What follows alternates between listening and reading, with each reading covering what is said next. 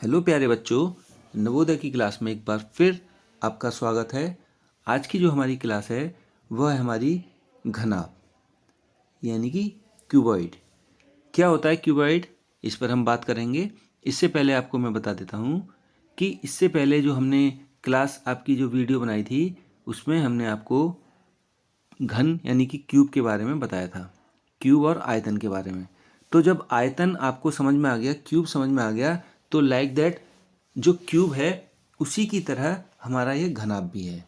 ठीक है, घनाभ में और घन में ज़्यादा फर्क है नहीं, बस थोड़ा सा फर्क है, उसको हम क्लियर करेंगे। तो ये घनाभ जो है हमारी एक ऐसी त्रिआयामी जो है संरचना है, ठीक है, जिसको हम 3D यानी कि 3 डायमेंशनल बोलते हैं। अब आप बच्चे कहेंगे त्रिआयामी क्या है। देखो, इसमें 3 चीज़ें हमें दर्शाई गई हैं। एक लंबाई हो गई, एक इसकी चौड़ाई हो गई और तीसरी इसकी मोटाई हो गई। तो 3 चीज़ें इसमें दर्शाई गई हैं, ठीक है। इसमें बच्चों हमने आपको जो घन में बताया था वही इसमें होता है। इसमें 6 फलक होते हैं। अब 6 फलक कौन कौन से होते हैं देखिए, एक आपका ये हो गया सामने वाला, दूसरा आपका ये हो गया, तीसरा आपका ये हो गया, चौथा आपका ये हो गया, पांचवा ये हो गया, ठीक है। अब छठा कहाँ होगा हमारा, छठा इसके पीछे होगा। 1 2 3 4 और एक इसके पीछे होगा, यानी कि छठा पॉइंट यहाँ पर होगा हमारा इसके सामने, ठीक है। तो इस तरीके से हमारा इसमें 6 हमारी क्या होती हैं, फेस होते हैं, जिनको हम फलक भी कहते हैं। 8 इसमें हमारे क्या होते हैं, शीर्ष होते हैं, जिसमें इसमें ABCD करके दर्शा रखा है। ABCD 4 ये हो गए, E और F इधर है, G ये हो गया और H ये हो गया। इस तरीके से 8 हमारे इसमें फलक शीर्ष होते हैं और 12 हमारी इसमें क्या होती हैं, किनारे होते हैं। 12 क्या होते हैं हमारे इसमें, किनारे होते हैं। कौन कौन से, 1 2 3 4 5 6 7, ये नहीं होगा, 7 8 9 10 11 और 12, ये हमारे जो हैं 12 हमारे किनारे होते हैं। आप अपने घर में, आपके पास किताब होगी, मोबाइल होगा, है ना, ऐसी कोई भी चीज़ जिसमें लंबाई चौड़ाई और मोटाई हो वह हमारी घनाभ होती है। तो ये हमारा घनाभ का छोटा सा पिक्चर था। अब मैं आपको इसकी डेफिनेशन वगैरह समझाता हूँ।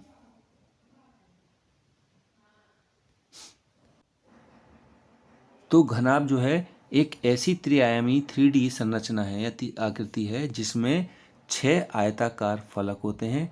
अब ध्यान रखना है आपको, ये जो होती हैं इसमें लंबाई चौड़ाई और इसकी ऊंचाई है वो अलग अलग होती है, तभी ये आयताकार जो है हमने शब्द प्रयोग किया है।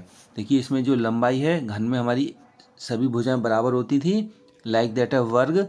अब इसमें क्या है, आयत की तरह इसमें लंबाई और चौड़ाई क्या होती है, सब अलग अलग होती हैं। जैसे इसकी ये लंबाई हो गई, लंबाई इसकी मान लिया 12 सेंटीमीटर है, चौड़ाई हमने 8 सेंटीमीटर मान ली, और इसकी जो मोटाई या गहराई है ये 4 सेंटीमीटर है। तो इस तरीके से इसकी जो भुजाएं हैं सब क्या होती हैं, अलग अलग होती हैं इसके जो, ठीक है। अब आगे इसमें फलक कितने होते हैं, फलक इसमें 6 होते हैं, इससे पहले मैं बता चुका हूँ। शीर्ष 8 होते हैं और किनारे हमारे इसके 12 होते हैं। इस तरीके से हमारे घनाभ जो है बन कर के तैयार होता है।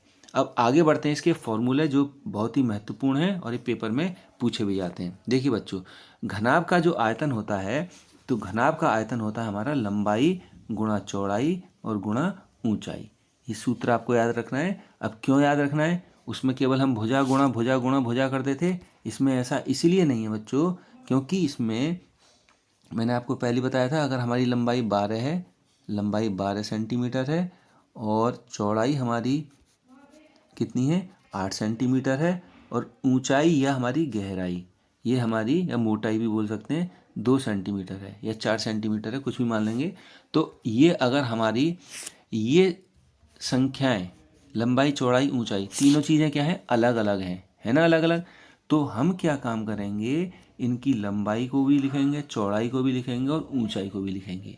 जबकि घन में क्या था, सभी भुजाएं बराबर होती थी, तो भुजा गुणा भुजा गुणा भुजा, अगर वो 4 है तो 4 गुणा 4 गुणा 4, इसमें ऐसा नहीं होगा, ठीक है। अब ऐसे ही इसका जब विकर्ण निकालेंगे तो विकर्ण हमारा क्या निकलेगा, अंडर रूट में लंबाई का वर्ग धन चौड़ाई का वर्ग धन ऊंचाई का वर्ग। अब बच्चों आपको शॉर्ट के लिए ये इंग्लिश में टर्म याद कर लोगे तो अच्छा रहेगा। एल का वर्ग प्लस बी का वर्ग प्लस एच का वर्ग। एल क्या होगी आपकी लेंथ, बी ब्रेड्थ और एच हाइट, ठीक है। और इसको हम अंडर रूट में कर देंगे। क्लियर है? तो आपको ये थोड़ा सरल रहेगा। आगे है घन के संपूर्ण क्षेत्रफल। अगर हम संपूर्ण क्षेत्रफल निकालते हैं उसके पृष्ठ का तो कैसे निकालेंगे? अब देखिए बच्चों, मैं आपको फिर समझाता हूँ। देखो, जैसे हम उसमें क्या कर रहे थे, अगर हम घन की बात करते हैं, अगर घन का हम संपूर्ण पृष्ठ निकाले थे तो उसका फॉर्मूला था 6a²। याद है किसी को? तो उसमें 6a² कर रहे थे। यहाँ पर हम क्या करेंगे, देखो ध्यान से समझेंगे।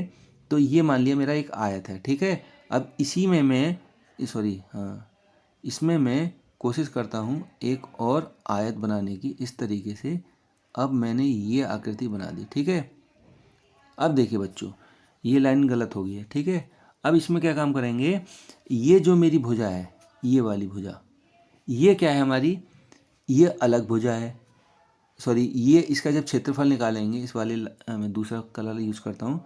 अगर मैंने ये ब्लैक कलर किया, अगर मेरे को इसका क्षेत्रफल निकालना है तो इसकी लंबाई और चौड़ाई अलग होगी। अगर मेरे को इस वाले पार्ट का क्षेत्रफल निकालना है तो इसकी लंबाई चौड़ाई अलग होगी। अगर मेरे को इसका क्षेत्रफल निकालना है तो इसकी लंबाई चौड़ाई अलग होगी। तो क्या काम करेंगे हम बच्चों, इसमें हम जिसकी लंबाई और चौड़ाई होगी, हमारी लंबाई और चौड़ाई तो 3 ही होंगी। जैसे मैंने आपको बताया, लंबाई मान लिया मैंने 12 है, चौड़ाई हमारी 8 है और ऊंचाई हमारी या गहराई 4 है, ठीक है। तो लंबाई L, ये B और ये H। क्लियर है? ये हो गया H। तो अब हम इसमें क्या करेंगे बच्चों, लंबाई गुणा चौड़ाई। पहले लंबाई और चौड़ाई का गुणा करूंगा, फिर चौड़ाई गुणा ऊंचाई का गुणा करूंगा, फिर लंबाई का गुणा फिर ऊंचाई से करूंगा। इस तरीके से मैं इसे मल्टीप्लाई करूंगा।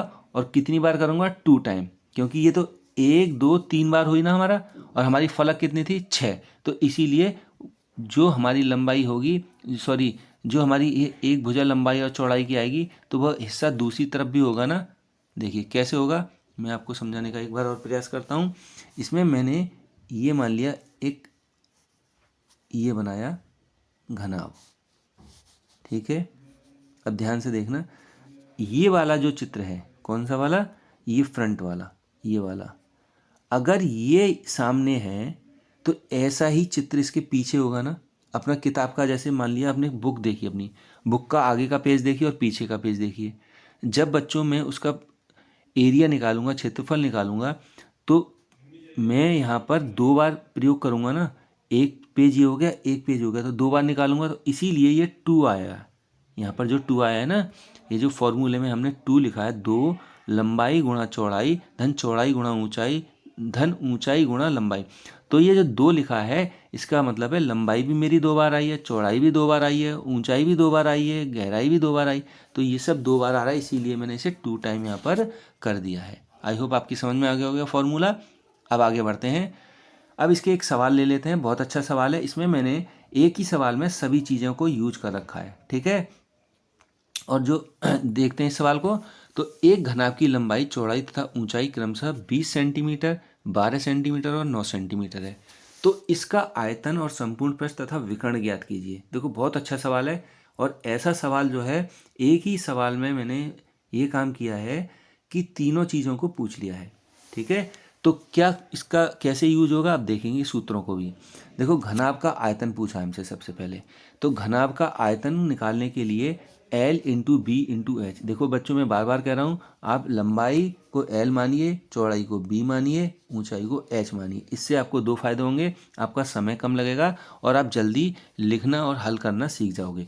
तो LBH हो जाएगा आपका 20 क्या है आपकी लंबाई, और बी कितना है 12, और एच कितना है 9। जब हम इसका सबका गुणा करेंगे तो हमारा 2100 आ जाएगा, और इसको हम घन सेंटीमीटर लिखेंगे। अब घन सेंटीमीटर, या हम इसको ऐसे भी लिख सकते हैं सेंटीमीटर की पावर 3। क्लियर है? ये आपका घन का आयतन आ गया। अब अगला प्रश्न पढ़ते हैं, इसका संपूर्ण पृष्ठ। अब देखो संपूर्ण पृष्ठ क्या हो जाएगा हमारा घन का संपूर्ण पृष्ठ, 2 एल बी, देखो अब लंबाई गुणा चौड़ाई को मैंने एल बी लिख दिया। क्यों लिखा एल बी, अब ये भी समझो, एल इंटू बी, यानी कि ये एल क्या हो गया लंबाई और बी क्या हो गया मेरा चौड़ाई। क्लियर है? तो एल इंटू बी, तो लंबाई गुणा चौड़ाई, फिर बी एच, बी क्या होगी मेरी चौड़ाई और एच ऊंचाई, एच एल, एच ऊंचाई और एल लंबाई। इस तरीके से हमने ये फॉर्मूला आपको पहले ऊपर भी समझा दिया है, और यहाँ इंग्लिश में जो मैंने L B, B H, H L लिखा है, इसको भी मैंने आपको समझाने का प्रयास किया है। अब क्या काम करेंगे, अब बच्चों इसका फॉर्मूला जब हम इसकी वैल्यू पुट करेंगे तो कैसे सॉल्व करेंगे, 2 के नीचे 2, एल के नीचे एल और बी के नीचे बी। देखो एल का मान 20 है, यहाँ 12 है, फिर प्लस लगाया, फिर बी का मान 12 है, एच का मान 9 है, ये आया ना, फिर एच का मान 9 है और एल का मान 20 है। इस तरीके से हमने जब कैलकुलेट किया तो ये हमारा उत्तर आया, और उत्तर निकालने के बाद ये 528 आ गया, और 528 का हमने गुणा फिर 2 में कर दिया तो 1096। अब यहाँ ध्यान से देखेंगे तो वर्ग सेंटीमीटर। अब हमने यहाँ घन सेंटीमीटर क्यों नहीं किया, क्योंकि ये जो हमारा उत्तर है ये वर्ग सेंटीमीटर में ही आएगा, क्योंकि संपूर्ण पृष्ठ पूछा है, क्षेत्रफल हमसे पूछा है इसलिए। ठीक है, आई होप आपकी समझ में ये भी आ गया होगा। आगे बढ़ते हैं हम। आगे हमारा घन का विकर्ण, सॉरी घनाभ का विकर्ण। अब घनाभ का विकर्ण का फॉर्मूला क्या होता है, अंडर रूट में एल स्क्वायर। अब देखिए एल ही चल रहा है, अब लंबाई और चौड़ाई नहीं लिखना, केवल जितना आप शॉर्ट करोगे नवोदय के लिए उतना अच्छा है। L square plus B square plus H square, ये लिख दिया। अब इसके नीचे हम, अब देखो बच्चों, जिन बच्चों को स्क्वायर रूट याद नहीं है वो फंसेंगे यहाँ पर। अब गुणा करने जाएंगे फिर रफ कॉपी पर। मैं बार बार कह रहा हूँ, A1 2 से 25 तक वर्गमूल जरूर याद कर लीजिए। जिन बच्चों ने याद नहीं किए हैं तो जल्दी से याद करना शुरू कर दीजिए, अभी भी टाइम है आपके पास। तो 20 का वर्ग, 20 का वर्ग कितना हो जाएगा 400, 12 का वर्ग 144 और 9 का वर्ग 81। जब हम इन सबको जोड़ेंगे तो उत्तर आएगा हमारा 625।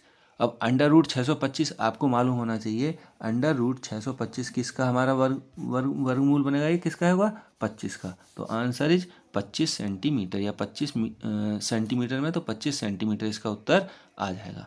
ठीक है, बहुत अच्छा सवाल था ये। तो इस तरीके के सवाल की आपको और प्रैक्टिस करनी है, मैं शीट बना करके दूंगा आपको, ग्रुप में भेजूंगा, आप देखिएगा। आगे हमारा लास्ट प्रश्न, और ये नवोदय में पूछा भी गया प्रश्न है, बहुत अच्छा प्रश्न है ये देखेंगे। एक कमरा है बच्चों, ठीक है, उसकी जो लंबाई है वो 12 मीटर है, 9 मीटर वह चौड़ाई है और 8 मीटर उसकी ऊंचाई है। अब ये कह रहा है उसमें अधिकतम जो है लंबी जो है बॉक्स रखा जा सकता है। अधिकतम कितना लंबा हम बॉक्स रखेंगे, मान लिया मैं एक कमरा बना देता हूँ, ये लंबा हमारा कमरा है।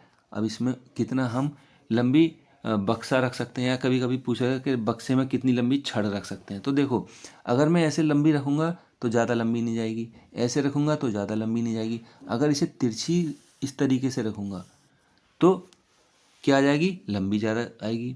ठीक है, लंबी छड़ आएगी या लंबा बक्सा आएगा। तो इस वाली रेखा को हम क्या बोलते हैं, विकर्ण बोलते हैं। मैं पुरानी वीडियो में भी आपको बता सकता हूँ। इसके लिए आपको नवोदय की क्लास जो है चैनल को देखना पड़ेगा और आपको वो वीडियो देखनी पड़ेगी। तो घन के विकर्ण के लिए, सॉरी घनाभ के विकर्ण के लिए क्या करेंगे हम, अब घनाभ के विकर्ण का सूत्र क्या होता है, under root L square plus B square plus H square, यही होता है ना। अगर हम इसको सॉल्व करेंगे तो सॉल्व करके मैंने आपको सॉल्व कर रखा है नीचे, देखिए। अब ये 12 का वर्ग प्लस 9 का वर्ग प्लस 8 का वर्ग, अब इसको जब मैं सॉल्व करूँगा तो कितना आ जाएगा, 12 का वर्ग 144, 9 का 81 और 8 का 64। तो हमारा उत्तर जो है कितना आ जाएगा बच्चों, उत्तर आ जाएगा हमारा 289। अब 289 आपको मालूम होना चाहिए कि किसका वर्गमूल है।